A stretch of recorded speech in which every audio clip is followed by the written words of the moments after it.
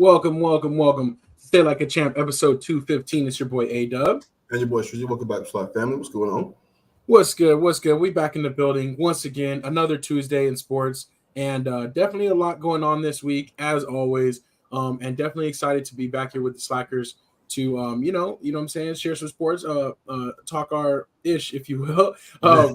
We got some Slackers in the building already. Want to welcome y'all in and appreciate y'all for being here with us and being a part of the show. We got Unk in the building. Hello from Texas. We got Kelly. Hello. Happy Tuesday.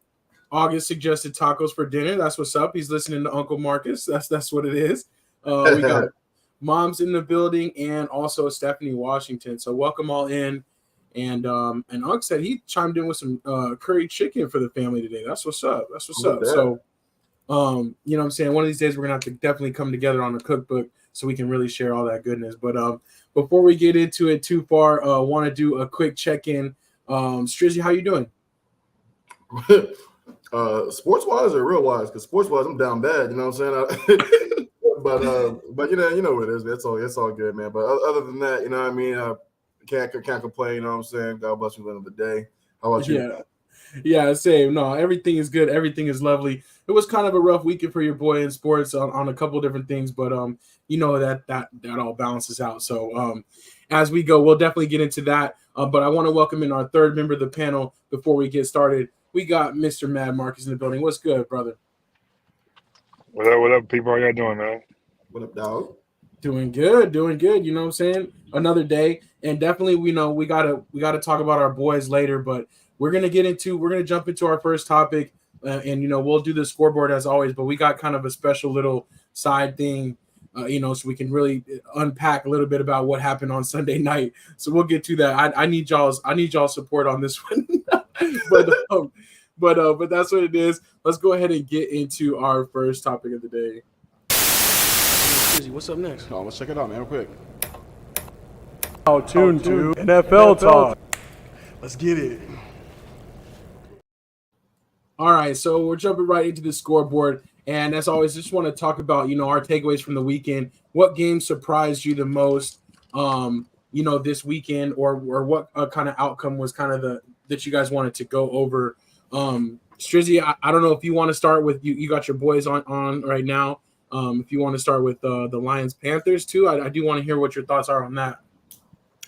I mean, honestly, man, it's a dumpster fire from ownership down. You know what I mean? Like, I think Tepper is entirely too involved, still making a lot of decisions. I mean, it's his team, so he can make all the decisions he wants to. You know what I'm saying? But I think he's just a little involved. Like, you hire people to make decisions for you or to build the team, and he's not really letting them do that. I think the coaching staff is doing absolutely horrible.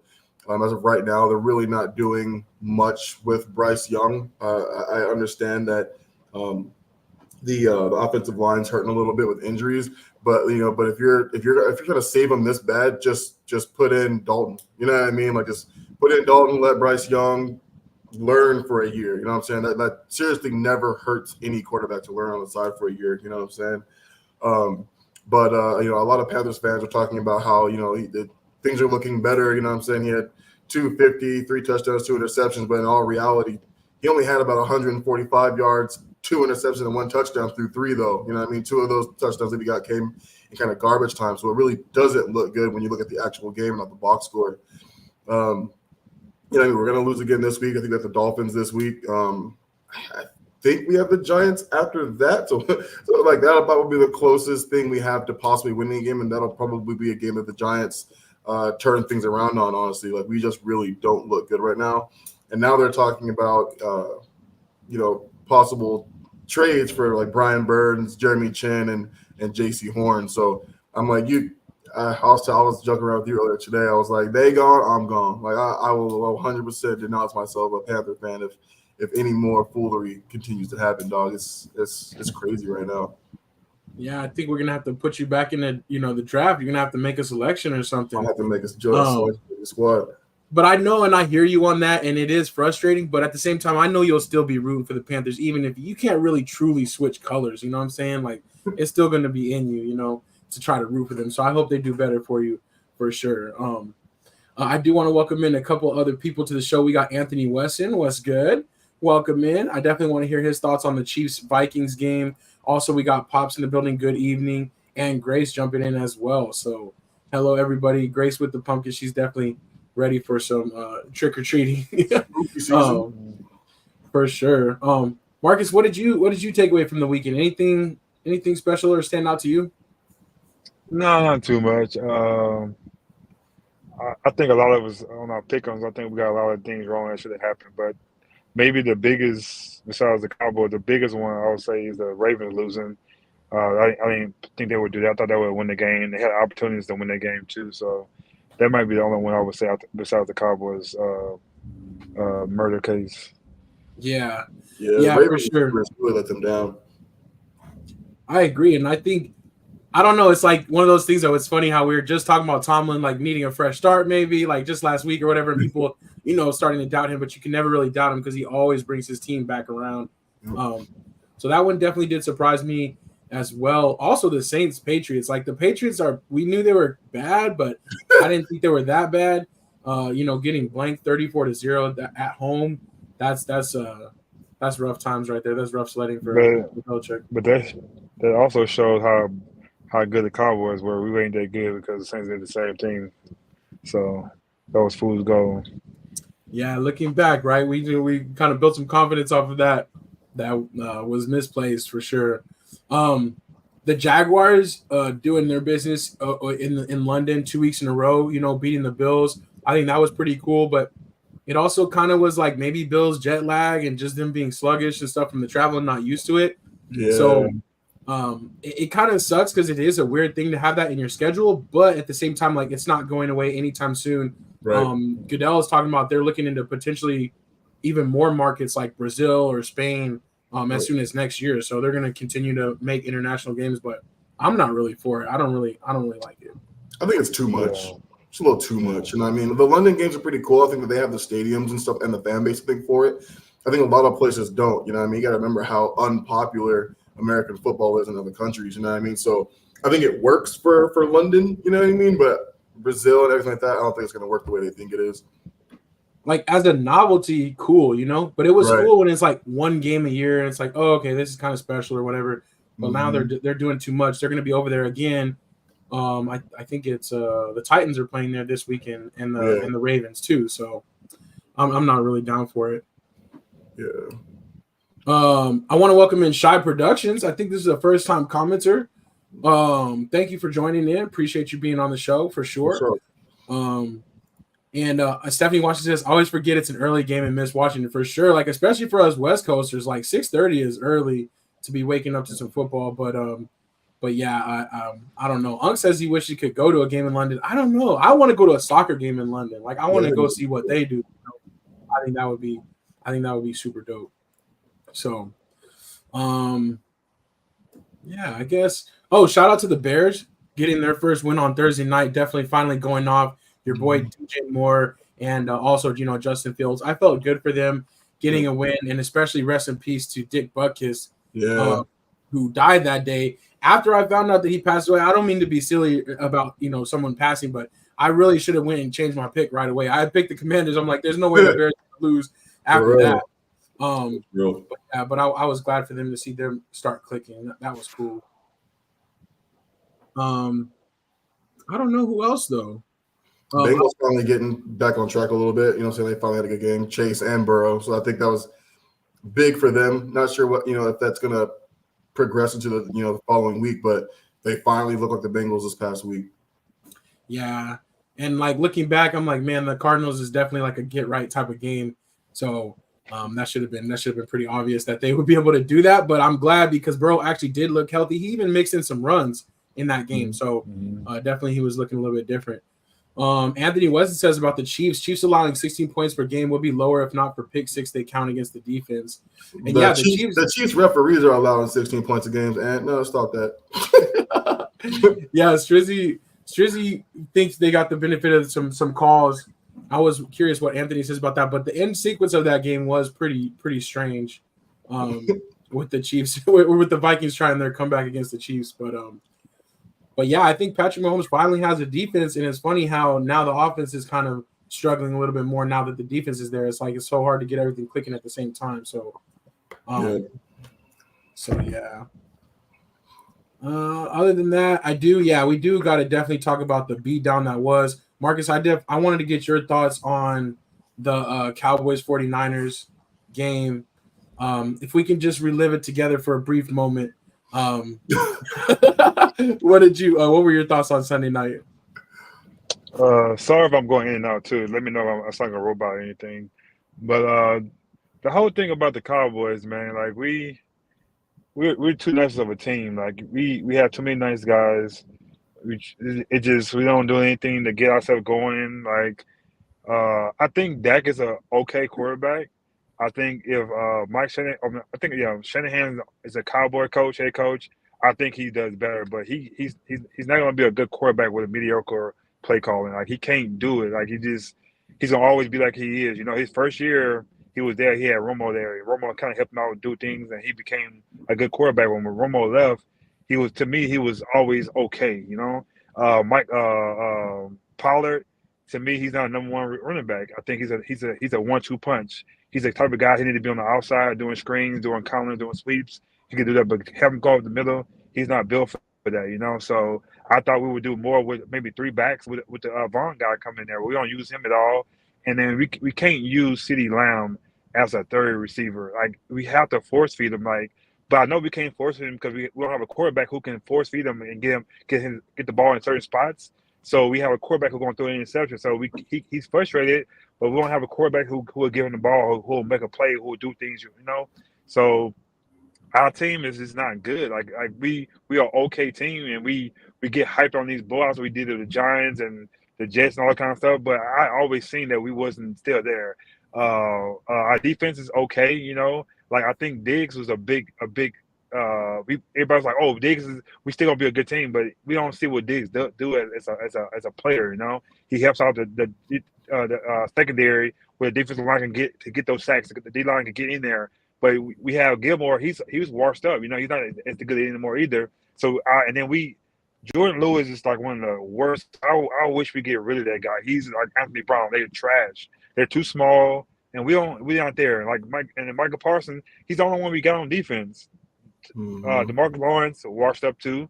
It just we don't have like curse. We play 4 safeties. We have a guy named Bell. We have that guy Hooker. All those are we need 2 cornerbacks.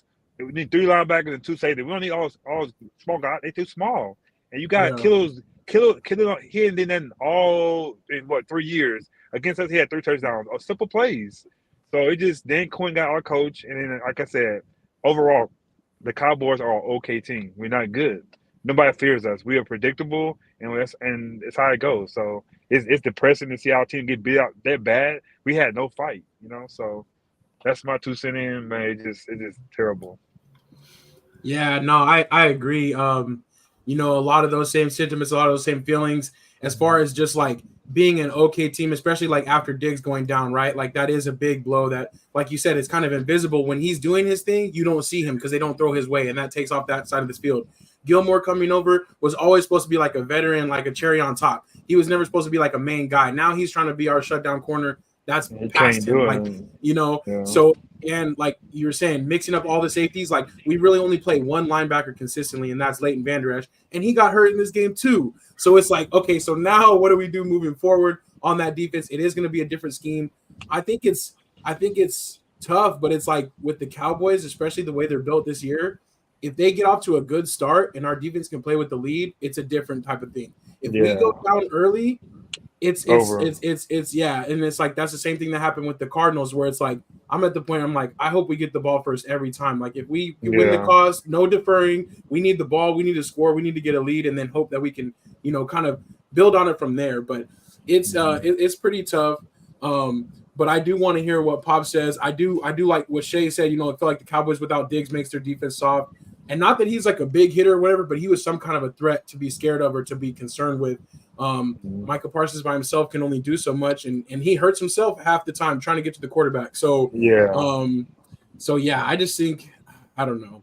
It was kind of rough, but the good thing is, like, with this being so early, and, you know, it's not about, like, the sky is falling. And honestly, like, on the 49ers side, too, it's like there's no guarantee that we'll have to play them again or that they'll even be there. It's not like they won the Super Bowl last year. So it's like, I'm not really like so concerned about the Cowboys 49ers thing that it got built up to be. It's just like Cowboys, you need to, clean up your own stuff and see how you're going to make it work going forward, because we got some tough games right ahead and it's a long season. Yeah, but Alex though, dog, we can't go forward with our quarterback instead of throw the ball. Like you gonna see, like he threw 3 interceptions in a row. Like he's not gonna get over this, man. Like I'm sorry, like he's not gonna get over that. Like two of those interceptions were directly to 49ers players. They were directly to 49ers players. The first one I'm kind of okay with. You're giving your receiver a chance. You hella overthrow him, but okay.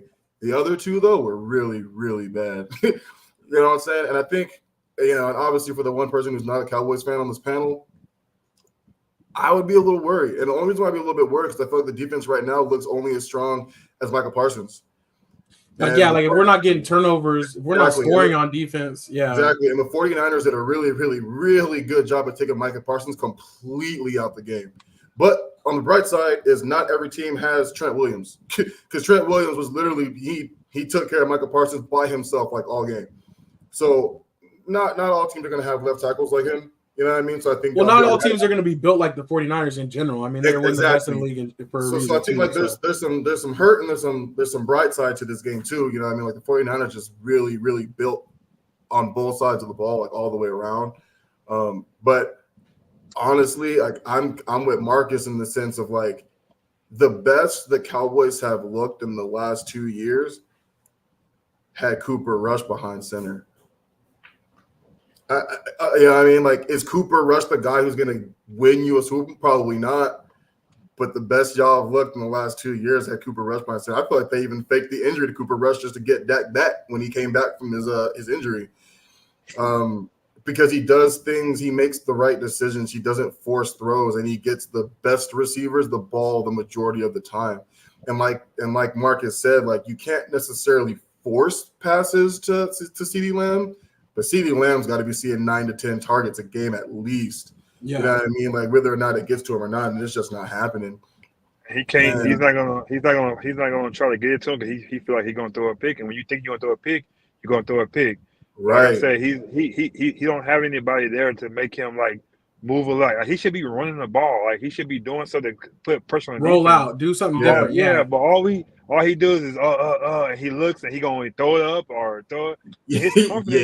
His confidence is gone. Like his confidence, I don't care what he say on the podium. He don't have any confidence right now, man. It's tough. And I love Dak, man. I want him to do well, but the system he been in with Jason Garrett and not Mike McCarthy, it's not for Dak. I think you get Dak with in LA with the Rams, he'll do good with McFay, whatever his name is. Those like even Sean Payton, I think will do good for him. I think if Mike Shanahan, he did those type of those kind of coaches or coordinators for him to do well. He can't do a basic like Aaron Rodgers was great. He can do it, Mike McCarthy, because he's already a great quarterback. But he's not a great quarterback. Like he's an okay quarterback, and he can't do it with those calls and those. Like, you can't get him in a rhythm like that. You can't do it.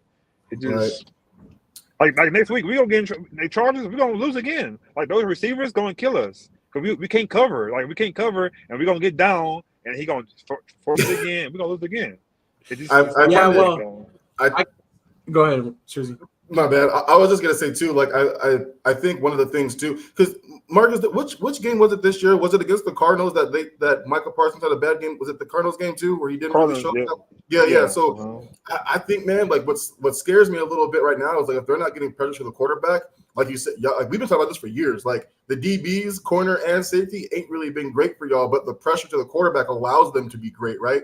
And like you said, I think not having Diggs, it's hurt. It's showing bad. You know what I'm saying? Like it's showing real bad because now you don't have that one guy, that lockdown guy. So now you're expecting them to do as a unit, and they're just not there yet. Kenny Allen is licking chopped right now. Yeah, I think if teams look at this game and they're literally go, yo, we just take Michael Parsons out the game, the defense ain't that scary.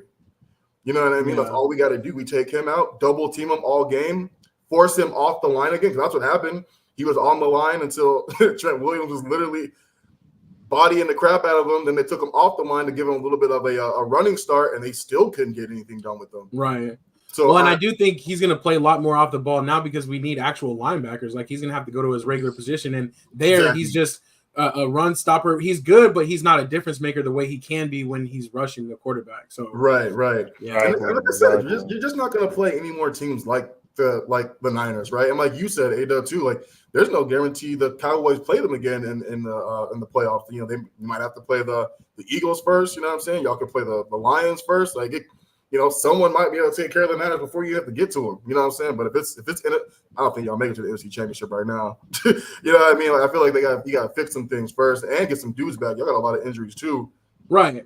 Which I think that's the best thing. Like we kind of talked about too, though, is like this is really early in the season still. It just depends on like keeping pace with the Eagles too, and that's tough too. But I feel like they definitely do need to learn from this game, try to put some things back together. But obviously the coaches do need to be prepared and don't be walking out there like, okay, our guys will make plays and we'll overcome somehow. Like it don't work like that, Mm-hmm. You gotta really be prepared. And I think that's the one thing that like me personally worries me the most is Mike McCarthy.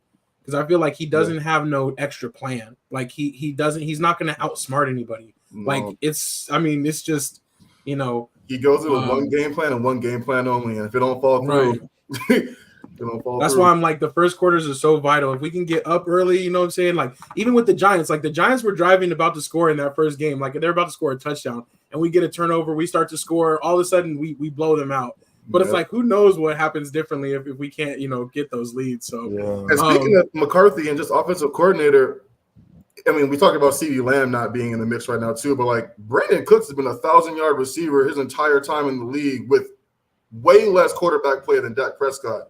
Like, what's going on? You know what I'm saying? Like, you guys got to figure out some way to get Brandon Cooks involved in the offense too, because he has been. You forget he's on the team. Right. No, I feel that. But Pops is being the voice of reason in the comments here for us. He's trying to bring us back down. And so he said he disagrees. I guess this was in regards to Dak. If every player that gets down will never recover, anyone can bounce back or none of us would be who we are. So we got to believe that for Dak. I do feel like he presses sometimes though. And I guess that might have been because of the opponent, because of the location and all of that. But I see what Pops is saying. I'm good with that. But Pops, it shows the last two playoff games how we lost. We lost because of Dak. It wasn't. Yeah, you got to put on the quarterback. Like he didn't do it. Like has he recovered? I haven't seen him do anything to recover. He made it to one Pro Bowl. That was his rookie year. Like I don't see like I can say he does good when we up against certain teams. They don't have like a pressure on them. But he hasn't stepped up to a big game. Like even the LA game when we in the playoffs, they won game. He didn't step up. Like he wasn't there. Like you know what I'm saying? So I haven't seen him recover from it. I see him do certain games that he has good games. Like, yeah, I get that. But it's like a Patrick Mahomes. It's like Aaron Rodgers when it's crunch time and when it's time to go, you depend on the quarterback. We don't have that quarterback. We never had that kind of quarterback. We don't have that. So I don't know how he recovered. I don't know how he recovered from it. And like I said, I love that. I hope he can do that, but it's not in him. He don't have that in him. I'm sorry. He's a great guy, but at some point in time, you want your quarterback to be able to win games. You know what I mean? Like you talk about we talk about Jimmy G, right? About how him just being a game manager, right? You don't really lose with Jimmy G, but you don't win with him either. You know what I'm saying? Like the system kind of wins, and like you kind of expect Dak to be that guy. You want him to be able to win games for you. And you get into these defensive type games like last year in the playoffs against the 49ers where it's like, at some point, somebody on offense got to give. And last year, Brock Purdy gave. You know what I mean? Like he took them down and got the touchdown when you kind of hope it would have been Dak, and he just never did. And same thing last night against the same team again. Like you kind of expect him to do something to get back in the game or whatever it be. He just never does, honestly. Like, so I'm with Joe. I love Dak. Like you love Dak because he's a great person. You know what I'm saying? But sometimes being a great person don't win football games. Man. Yeah, I feel that. But I'm still going to be rocking my number 4. We need him to do it at this point because there ain't no alternative. We can talk about down the road, but right now we need him to be in the right mental state. We need him to be, what he can be. And so I'm rooting for him for sure. And I do think though, again, like the 3 picks, that's horrendous. You can't throw 3 picks in a row. But at that point, the game's over. Like we're already like pressing too much. Like I think that's when those situations where it's like he's not going to like overcome some great thing, but you put him in a position to win, he can get it done. It's just we need to be in that right position. So, but Pops did say this. He basically was saying we got hammered by a team that has our number. we are too nice. We don't take the first punch. And I agree with that. Marcus, you brought that out like 2 years ago when we lost to the 49ers. It was like, yo, like we came out looking scared in our own building, and they came out looking like they're about to. Yeah, they had the whole radio thing. Somebody should have went over there and knocked it over. Like that's what you show. Like let's do something like that. Like I really miss. We're not old, but I miss Russell Maryland. I miss Leon Lett. I miss those kind of like Nate New. Those guys was crazy. Like they didn't play that kind of stuff. Yeah, we need somebody like that on our team, like kind of a loose screw. Like Charles Haley had a loose screw. But you know what I'm saying? He did this thing. Like, we ain't playing with him. But everybody helping other team up and hey, good game and all that. Nah, man. Like, even Michael Parsons today, he was upset by this T-shirt thing, but then he said, that's my boy and all that. No, he's not your boy. No, you shouldn't be saying something like that. No, like, I don't like that. I love Michael Parsons. He's a nice guy. I don't like that, man. I don't like the nice guy stuff. Maybe I came up different from that, but our whole team from the coach from all the way down are nice guys. It's like you can't. Last week I was saying that Cowboys are going to win this game because they had this game circled. You know what I'm saying? They were going to come out on 12 because of the playoff law. You know what I mean? No, man, I was wrong as hell. I couldn't have been more wrong. Like I was just so like, this is it. You know what I mean? I was watching this game like, I know this ain't it. I know y'all got something. You know what I mean? Like, and it just at no point in time that I was like, and it's crazy because like McCaffrey only had like 50 rushing yards. You know what I'm saying? Like he didn't really do anything great. Like Brock Purdy just really took it to him. You know what I mean? Like it was. And George Kittle, that was like, I'm like, oh man. Of course he'd have his breakout game against the Cowboys, but all right, we did that. Plays, though, yeah, I'm sorry about that. No. Go ahead. Go ahead. Like no, I was gonna say you look at it. Yeah, simple plays. It's like it wasn't nothing crazy. You know what I'm saying? And you just couldn't.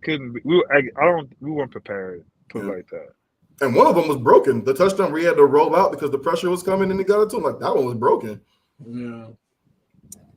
All right. But Cowboys, you know what I'm saying, hope to see more out of that. But that was definitely, hopefully not a turning point in the season, but definitely a milestone type of event that we'll have to look back on. Either they'll go up from here or we'll see what happens. But they'll be all right. Yeah. A couple other things real quick. Jonathan Taylor actually before week 5 got his contract extension that he wanted from the Colts after all that noise and after basically faking an injury to miss the first 4 games of the season, still got paid. And then his backup he did get paid. Yeah, he got it. Yeah. Oh, I didn't know that. Oh, so okay. He got the contract extension that he wanted. He won't be traded. But then Zach Moss came out this weekend and had a great game basically in front of him. So, but still, Jonathan Taylor will working in. So that's what's up. Sad news about Justin Jefferson. He'll be out for at least 4 weeks. And that's going to really hurt the Vikings and their attack. Mm-hmm. Also, the rookie Arcane, whatever, Devon from the Dolphins. He was a big part of their speed threat. He's going to be out for the next 4 weeks. And then also Van Der Esch going on IR that we talked about. Kind of the last key to the Cowboys defense, like that invisible glue that was holding things together. So hopefully they can find somebody to replace him, but that's going to be rough. He's going to retire soon because those kind of injuries like that, it's the same thing what happened with they were concussion, but the neck thing is serious. So I think he's going to be like the Panthers guy. I forgot his name.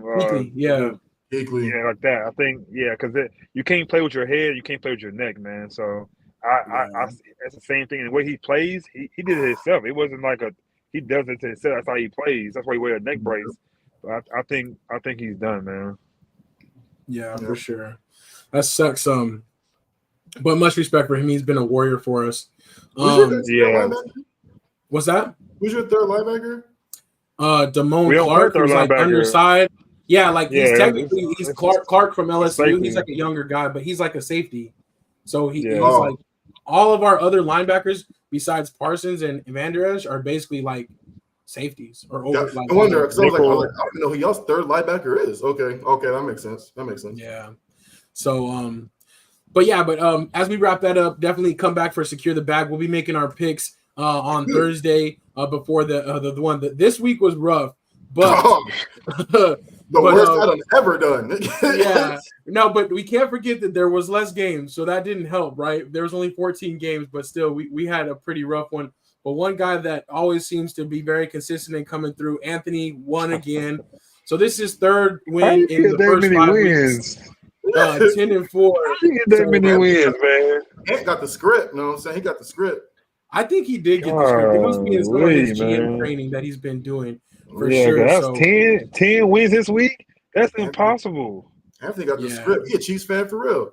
and you know what's crazy That's too? impossible. He missed the Thursday night game. I don't know if he was going to pick the Bears or not, but he didn't get his pick in time, so he missed that one automatically. Could have been even more. I don't know if he was going for the Bears. You probably say he was at this point, but that's Yeah, it would have been 11. You know what I'm saying? 11 and crazy stuff. But so shout out to Anthony. That's another Super Bowl square coming your way. And Good job, man. yeah. And then mom said just missed the pick 'em. Should have gone with my head and not my heart. She did pick the Rams for the upset against the Eagles, but that was kind of a tough one for sure. The whole week was kind of tough. When we were doing our pick 'em on Secure the Bag on Thursday, like there was some tough ones in there too. Like Yeah. Coin flips, and it just didn't go our way because I missed a grip. I missed like almost every morning game. It was all that. Yeah, me and you both, man. We did terrible. All that. It was a rough one. 70 said, I didn't have time to study this week. Trust me when I say don't trust the favorite teams listed, not the business. For sure. Yahoo be tricking you sometimes too. So Yeah, they do. They do. that's a tough one. But I definitely appreciate y'all's thoughts on the NFL this week. And Pops, I understand and I appreciate you riding for Dak too. We know that's our boy, and we hope that he definitely does better than last week's showing. And but for that, we'll go ahead and get into our next topic. There's not really too much for NBA other than the fact that we've seen some basketball. We've seen players play. The preseason has begun. My favorite matchup so far was Chet Holmgren going up against Victor Wembanyama. I'll get his name right eventually, but you know what I'm saying. Wembanyama. But we're back in action and we're pretty close to opening week. Have you guys had a chance to catch any preseason basketball? Yeah, that kid from the Spurs, man, he's gonna be good, man. He's gonna be good. Like his IQ is there. He's not intimidated. I thought he was gonna be kind of soft. He's not soft. Holmgren kind of tried to come at him a little bit, and he came in. Holmgren kind of like that one play. He went head first on him. You know what I'm saying? So I thought since he's from France, he's gonna be a little soft like your boy Gobert. Gobert, but I don't think he'll be. I think he's gonna be a better player. He has an outside game. He's inside. He's dominant too. So, and this is his first year. So, I was really impressed with him that game. Kind of the preseason, like the summer league, was like but I think he's gonna be good for the Spurs. I think they get somebody over there to help him out. I think they're gonna be a good team. Agreed. I watched that game too, and it was really fun. I think Chet had 21. I think Wemby had 20, or vice versa. But they were both really going at each other like hard. You know what I'm saying? So it was actually really fun to watch. And I think as good as OKC was last year, I think having Chet back really, really helps them. And like Marcus said with the Spurs, like they get somebody else over there to kind of like really help Wemby. I think they'll be back in kind of that kind of playoff contention because they still got Pop too at the helm. So it's gonna be fun to watch them both play. It's gonna be a rivalry. That's gonna be a rivalry watch. Oh, big time. And I've my FanDuel ticket still has Chet for Rookie of the Year, but it's gonna be close. It's definitely gonna be between those two. Chet trying to grow a little beard, like that's gonna give him some edge. Like, okay, that's what's up. He's like, I'm coming back, Grizzly. I can still see Chet win because he don't have a better team, so he still might get that though. But I think the rookie gonna still. It's gonna be a good rivalry though. I think it's gonna be nice to see. But Wemby has a really good chance though because Rookie of the Year is usually who averaged the most points. You know what I'm saying? And I think Chet might struggle with that just a little bit because he has so many. He had some gamers on his team. You know what I mean? So it might be a little bit harder. But if you watch them at all, OKC during summer league, Dog was averaging like 3 blocks a game. You know what I'm saying? So defensively too, he's gonna be up there as well. Yeah. No, I agree, and I think Chet is going to benefit from that extra year, and I think that he might be more ready. But Wemby, once he adjusts to the NBA game, though, too, like that we'll see how long that takes. But I think it's going to be fast, and especially with Popovich there, so I think he's going to come out of the gate heavy too. I love the inside game. I wasn't sure how much they were going to let him play inside, just because he's still slender. But no, man, he was banging in there, so I love to see it. Yeah, for sure. I was gonna check on the Bucks. Like, I don't know. Do you know if Damian Lillard played today? He didn't play in their first preseason game, but I wasn't sure if he was gonna play tonight.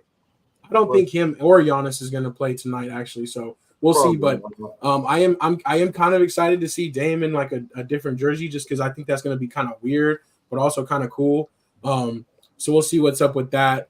Pop says Embiid is still fat and lazy. Holmgren and Victor look great, went at each other a few times. Two great young players. I definitely think, though, I really do truly think like these two guys are going to be kind of like the new wave, like the leaders of the new wave. Just those like tall, skinnier, like all around hooper type of guys. Yeah. So I think that's pretty cool. But obviously, Wemby's like even taller than Holmgren, so we'll see how that kind of plays out. But it's crazy seeing them do one dribble pull up from the 3-point line, like one dribble get inside pull ups, but they do it so quickly. It's like watching a shooting guard do it. It's nuts. Yeah, for sure. It's gonna be interesting. It's gonna be definitely fun to watch those young guys. It's just different to me though, you know. And speaking of that too, like the Lakers today, I guess, or the other day, Coach Ham came out and was saying he wants AD to shoot 6 3-pointers a game. I'm like, to me, that's so weird. Like, that might be a path to success for them, but me, like, I don't like my coach saying that. I want old school. You know what I'm saying? I don't want him shooting threes, especially not 6 a game. But maybe that's how he plays all 82. Yeah, you're right. He's like, I'm tricking him to stay out the paint so he actually can, not get injured, maybe. Yeah. But I'm like, what does that do for us inside? Unless we're playing a lot more of the bigs that we should be, because we did get some other guys like Wood and like what's the other young guys? Jackson Hayes. Like, so maybe, I don't know. But Marcus, what do you think about that? You want AD throwing up threes? I would say yeah, because he's not that type of inside presence like that. You know what I'm saying? Like he did when he was younger. So I think maybe keep him from getting injured out there in the inside. Maybe keep him on the outside because he's a good shooter though. You know, he's not like sometimes I think he'd knock those shots down. So maybe 6 is a lot, but like I said, I would let him get those shots off. Because that may make people come out, then he can go back inside, when he's knocking them down. So I don't have too much of a problem with it. We old school too, though. Right. But I guess that's the perspective I needed on that one is you're right. Like limit that. If you're going to, I want him on the inside, at least on the defensive side. Use your battles there. And then on the offensive side, take your rest. That's what's up. Unk says, what are Suns games looking like? Too expensive. We can pay the rent this month or we can go to the Suns game. Pretty much. Like, I feel bad for parents out there. Like, if your kids are like, oh, I want to go see Kevin Durant, I want to see Devin Booker, like, how do you take your kids to a game? That's crazy. That's why you're making. Go ahead, Marcus. That's why you're making that broadcast free now. You put it on what is it? It's on some network or something like. It's free to watch now. They have to do that. Them tickets are crazy, man. The stadium's one big window. You take them outside and they can like look at it through the inside. That's how you go. That's how you gonna see Kevin Durant. You can window shop. See that? Yeah. Look right past the security guards and the people standing by the aisles. No, exactly. For real though. I don't know. Like even the preseason tickets were looking pretty crazy. Yeah. Stephanie Washington said LeBron was at the Aces game Sunday. Lakers had a preseason game in Vegas last night. Yeah, that's what's up. The Aces did go up 1-0. And the other WNBA news I was going to mention is that they're going to be expanding. They have a new team going into Golden State, actually. It's going to be owned by the Warriors ownership group. So that's pretty interesting. I'm always curious, like, what's the logo going to look like? What's the colors? You know what I'm saying? I wonder what they're going to be called. So they haven't said what they're called yet. They all similar to the NBA, though, right? Kind of, yeah. Like, they kind of go – oh, we lost Marcus there for a second. But they kind of go, like, hand in hand, like the Suns and the Mercury, So I guess we'll see. I guess we'll see what the Warriors could be like. Maybe the female Warriors. We'll see. But I do love that the Lakers do have that tradition of playing a game in Vegas like every preseason. And it's been a while since I've been able to go to a preseason game out there in Vegas, but that definitely brings back great memories. So they played the Kings last night, I think it was. So that's what's up. Shay, we're talking about basketball a little bit. And I was going to ask y'all what game you're looking forward to most on opening week. And also, we need advice. So a little bit of homework for the Slackers. You guys want to come back with some suggestions for 2 weeks from today because the season does open 2 weeks from today. That's the Tuesday night tip-off. And the Lakers are starting at 4:30 Eastern. And so they're going to be smack dab in the middle of SLAC time. So we're going to have to figure out what we're going to do, how we're going to work this thing out. Maybe we'll do a super early SLAC Express and lead up to the tip-off. Maybe we'll do like an in-game report. You know what I'm saying? I'm not exactly sure. But Strizzy and I are going to work that out because I know we want to watch some basketball, and also y'all will want to be out there enjoying that doubleheader on next or in 2 weeks on that Tuesday. So, so we'll have to see what's popping off for sure. Yeah, I'm really looking forward to a couple of these games actually. The Lakers Nuggets. It's funny. Like I know they're still going to be really good, top of the class. You know what I mean? But the Lakers just had such a great freaking offseason, man. Like I don't even know how y'all ended up getting Christian Wood, but you know what I'm saying? Like getting him later on, but that's huge. If he can stay healthy, that's such a big deal, man. Like, and then the Phoenix Suns as well. They had just as good of an offseason as well. So I'm curious how they put it together. And then seeing the Bucks and the Sixers, you know what I'm saying, new look Bucks. So some good games. Yeah, definitely going to be a big weekend. It's hard not to like overreact because the NBA season is so long. Yeah. But it's just fun to see them get out there, get in action, and see what's going on, how these teams are going to really bring out their round, or like what their rotations and stuff like that. Because it's cool to see the off season, but it's like how these players really work together. What are the coaches going to do with them? The chemistry. What minutes are they going to put together? Yeah. So that's always the fun thing to look out for. So that's what's up, though. That's our basketball talk, and we'll see any news leading up to the tip off. But we got basically 2 weeks of preseason action, and then we're going to be ready for the real thing. And that's when we really hit our stride. It's right around Halloween. We got NBA, we got MLB playoffs, we got hockey, which is starting tonight. We're going to talk about that too. So much good stuff going on right now. The weather's getting better. Just a lot to look forward to. But we'll go ahead and actually jump to hockey real quick. I did want to show these real quick. The Vegas Golden Knights, they won the Stanley Cup last year. They're pretty much wrapping up their time with the Stanley Cup since hockey's starting again. But they got their rings last night, and they were at the Monday Night Football game. Check out these rings, dog. These are fire. Every year the rings get better and better. On the right side, though, you see the top can come off, and it can become a pendant, so you can wear it around your neck, and then as like a necklace. And then inside. Yeah, the little baby stadium. Oh, the inside is so tight to me. I don't know why. I just play that so dope. Yeah. Like that is so sick. And actually on it has like the markings from all of the 9 goals that they scored in their like final game in game 5 when they clinched it. So it's got like little marks on the area where they scored from. Super, super sick. So I just wanted to share that because I always like that type of stuff. And especially nowadays, these guys are luckier and luckier. Like back in the day, they would have nice, Super Bowl rings and stuff, but the level of detail now and the little hidden messages and stuff is pretty crazy. So definitely shout out to Stephanie Washington and her Knights. And they're hanging the banner tonight, and that will be against the Kraken. And we still got time to watch that one too. That one hasn't popped off yet. So and then these are the other ones though. The ESPN starting off with a triple header for hockey.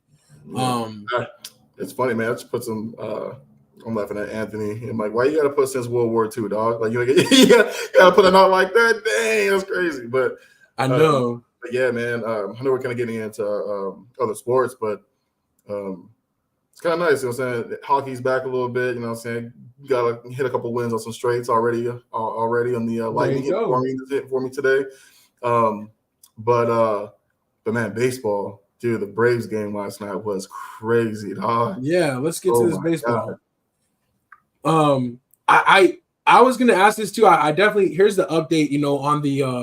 On the baseball brackets. We have the first round is down. That quick 2 or 3 game series basically. Everybody got swept in that first round. And then we have the Astros and the Twins. 1-1, which is really cool. And then that Phillies Braves 1-1, which was a crazy way to end the game too with the wild doubleheader. Great play. But there has been some, talk about is the playoff format broken, right? Where you have like these wild card teams that are playing in these series and they're kind of geared up. And then you have the teams that get a bye week like the Dodgers and they have 10 days off, 11 days off to kind of get rusty and then have to jump right into very intense playoff baseball. It hurts you. I think it does. Like I'm not trying to make any excuses for those teams for sure. Because you got to be ready to play, but it is weird how like these teams build these momentum. They're coming off of a series win. They're like, okay, we're moving on to the next round. And then you got a team that's like kind of like still stretching out, you know what I'm saying? It's still not really warmed up. Yeah. So it's kind of weird. That's really what happened with the Phillies Atlanta too. The same thing, they're coming off, but and even man, I talked so much about the I see why they went with Wheeler for game 2, but it kind of hurt them, I think. You know what I mean? But anyways, like Dodgers being down, 0-2 to the Diamondbacks, still weird. I thought they would have at least tied it up. You know what I mean? Getting back into it, but again, like you, not making any excuses for it. But sometimes having that much time off hurts you more than it helps you. You know what I'm saying? So definitely. Now, if it's football and you need a rest and need that extra week, that's a little bit different to me. Yeah. Versus like baseball is really about momentum, about flow. 100%, man. Look at Phillies last year with the momentum that they had getting into the championship, into the World Series. So, definitely. Who did you have making it all the way? I had the Astros and the Braves. I thought it was going to be Astros Braves. I'm thinking Rangers Braves. I think Rangers get there, man. They're looking really good. They are looking good too. Yeah. And they definitely haven't lost yet. I think they're gonna take out the Orioles pretty easy. I think it's definitely gonna be a Texas matchup on the ALCS. So Facts. Shea is dropping out, but he said thought it was entertaining. First time watching. Appreciate that. I'm definitely dropping a sub. We appreciate you checking us out, giving us a chance, and we'll see you in the future. But yeah, definitely appreciate that. Yeah, he also said earlier, I missed that one, but he said Chet over Wemby and definitely not a biased Thunder.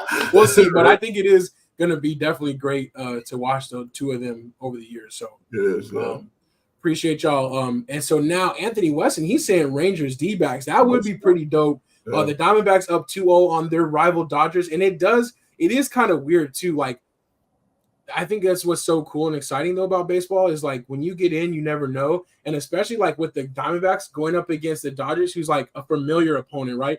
Any other team going up against the Dodgers might struggle a little bit more. With the Diamondbacks. They're in the same division. They're so familiar. So they're like, oh, this is kind of like going up against Big Brother, like, somebody that we can kind of get down with and we're not afraid of anymore. They're up 2-0 coming back to Arizona with a chance to clinch it tomorrow. The only thing I would say, though, I don't think the playoff format's totally broken, but it's like, go ahead and make the second round a 7-game series then. And give those teams that did get a break a chance to, like, actually, like, a 5-game series is so fast. Like, it's just it's kind of tough on that one. There's not as much strategy that goes into that if you don't win one of the first 2 games. So that's pretty tough. Pops is – go ahead. I was just saying, Pops likes the Rangers too. He says they have the best manager in the playoffs. Yeah. So I was gonna say too. Like I know he said D-backs and D-backs and Rangers. Yeah. Dude, they're real familiar with LA, and they have great bats, but do they have the pitching to get through the Phillies or the Braves? You know what I'm saying? I don't know if they do. Yeah, I think that is gonna be tough. I think that's why it's like it's cool that they're going up against the Dodgers. I think that helps them a little bit, but you never know because you get it together. You get on a roll. Yep. We'll see, but that's another cool thing about baseball is like it doesn't take very much to get to the World Series. Like, yes, it's high level baseball, but it's like just win that one crucial series, and at least you're in the championship series. You're one step away. So exactly, all of these guys have high 80 to 90 plus wins. So like it really is anybody's series. You know what I'm saying? Like, it really is anybody's series. For sure. Anthony Weston brings up a great point. The Rangers are doing this without Scherzer and DeGrom, which is crazy. They were both left off of this series, but you never know for the ALCS that they put back on the roster. So they have even more firepower left to go. So that's what's up. All right, so that's our baseball update. One other thing I was gonna say though is we're gonna check out the Guns N' Roses concert tomorrow night, and it was originally supposed to be in the Chase Field, like it was going to be where the Diamondbacks play. So we're kind of looking forward to seeing it, like in a different venue. Really super cool, but they had to cancel because the D-backs were going to be hosting the playoff series now, and so the concert's back on. What I'm saying? It got moved to Desert Sky, which is dope, but it's not the same feel. You know what I'm saying? But hopefully it's worth it, man. Hopefully the Diamondbacks do their thing, I guess. But I just thought that was kind of interesting that they had to kind of rearrange things on that side. So, okay, so we lost Marcus, but we still died. Yeah. So apologies for that, but it's okay. It's probably better that he's not here for this, because he doesn't really like to, what I'm saying? He doesn't really like to be too showy or too flashy, but I just wanted to give him a shout out, and I wanted to give us Slackers a chance to kind of show him some love. He was out there at the Colorado game this weekend, the Colorado ASU weekend this weekend, working the sidelines. And our boy got some great photos Great of shots. Prime and Shador. And so I definitely wanted to just take a second to say, great job, Marcus, on getting this good thing. And I love that his business opportunities have taken him into so many different places, and especially a place that he's so passionate about, which is, sports, clearly. So, so that's what's up. That was awesome to see some of those pictures from the sideline. So, great job, Marcus. You know what I'm saying? Like I said, he doesn't like the attention as much, so we can brag on him while he's not, you know what I'm saying? So great job on that one. And then we'll use that to kind of segue and move into our top 25 rankings real quick. But definitely did some great pictures out there, catching the boys. I guess it's good that he's not here for this one either, because that big game this weekend, the Red River rivalry, Strizzy, your Sooners took out Texas.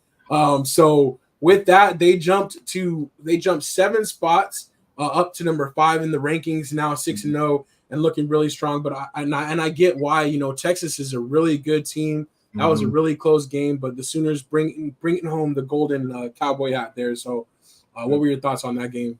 Oh man, it was such a good game, dude. I was watching the game, and I was loving just like the fact that every single drive they were driving down, right? I think last year there was just turnover after turnover. Man, it was just so bad. Like, we looked so hard. They beat us. I think we scored last year or something like that. They beat us down last year. And so seeing them this year and just having a different approach, different approach, actually running the ball well, passing the ball well, and defense held up, for once, our defense finally actually did its job and held up in this game. So it was close, but again, like, the Texas is such a good football team. I'm happy to see them kind of, shoot up the rankings a little bit. I know Oregon had a bye week, so I was kind of thinking that Oregon was going to be sitting at 5, and then we were sitting at like 6, I think. But with them having the bye, I guess it also makes sense too. They stayed like same. But man, it's just the game I look forward to the most every year is the Red River rivalry game. So like having, and then I text you guys too that the rivalry is literally tied. It's 34, 33-3 now. So like, you know what I mean? Like, so we'll hold the we'll go into the SEC with the victory, with the up and up. So perfect timing to get this dub before us moving over to the SEC. And I don't know, it was just a great game. Definitely a way to start my Saturday, because it was like the first game at 9:00 in the morning Saturday too. So started the day off right. I feel you. Yeah, no, definitely was a good one, and it's always a great atmosphere. When you see the stadium and it's literally split half and half. No real advantage either way. I really like that. So that was fun stuff. Anthony Weston, Mizzou blew their game versus LSU. He had that game and the Red River rivalry going at the same time. Yeah, I was definitely rooting for Missouri, but man, LSU, they have no defense, but they can score. So that was a very high scoring game. I was definitely rooting for Missouri, but they fell a little bit short. Kelly also says surprising USC, U of A, which again, this is another team. USC, they dropped in the rankings even though they won, but had to go to overtime against U of A. And similar to last week against Colorado, they basically just have no defense. Like, USC has no defense. Lincoln Riley, dog. Like, I'm telling you, he was. I mean, you love what he can, like, quarterback university, right? He's going to have the Heisman Trophy guys. He's going to have one of the best offenses in the league every year. But until this man starts recruiting defensive players and gets a real defensive coordinator, they're never going to win anything, dog. So, like, U of A going overtime, U of A, that's crazy. That's crazy. Yeah, definitely.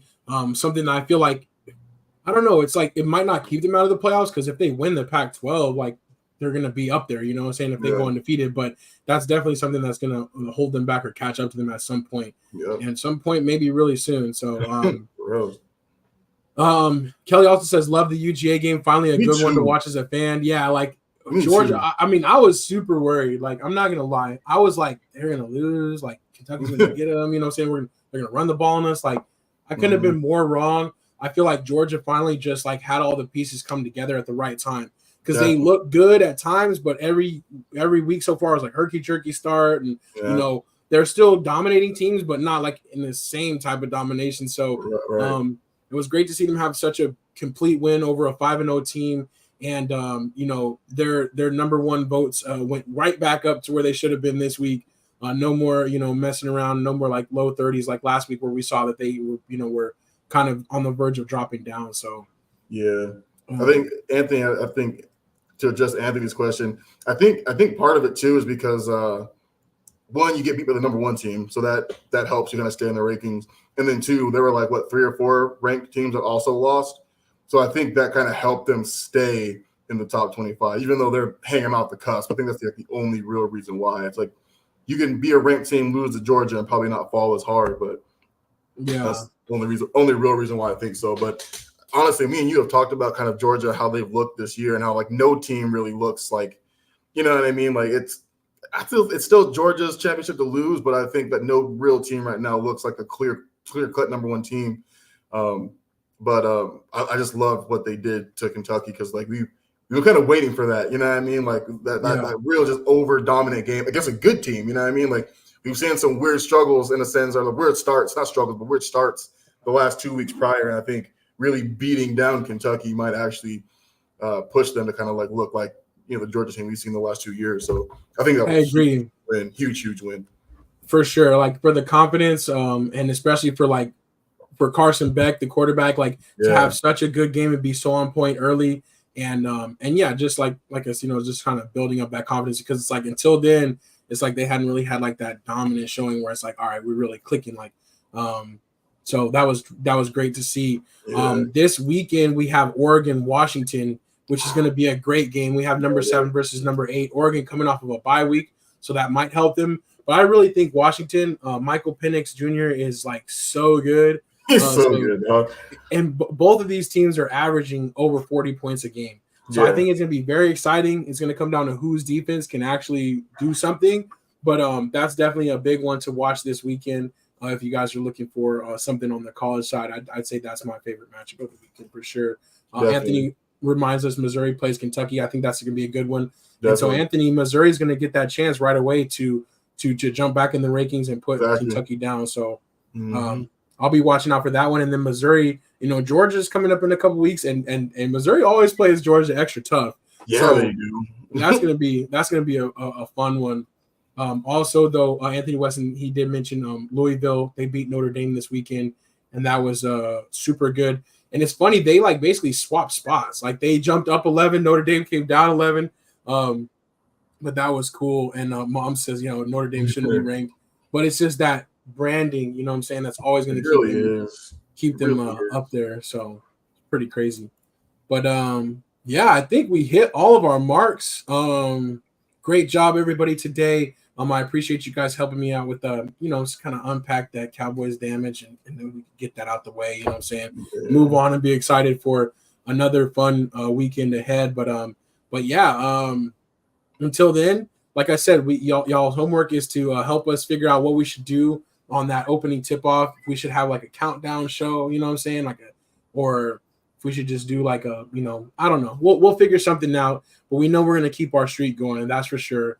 And we're going to be rocking with you each and every week, and also Thursdays, you know what I'm saying, doing our pick'em. So that's what's up. But anything else you wanted to mention or that we might have missed? I'm trying to look at our notes real quick. I think we're good. Good point. I think we're good. I think we pretty much touched on everything. Cool. All right, so that's what it is. We'll go ahead and give our sign off. We are right on time today. Some miracles do happen. But that's what it is. Definitely Taco Tuesday. Shout out to our boy Marcus out there in the streets joining us. But until next time, it's your boy A-Dub. And your boy Strizzy, y'all. And you say them too. They open up my eyes.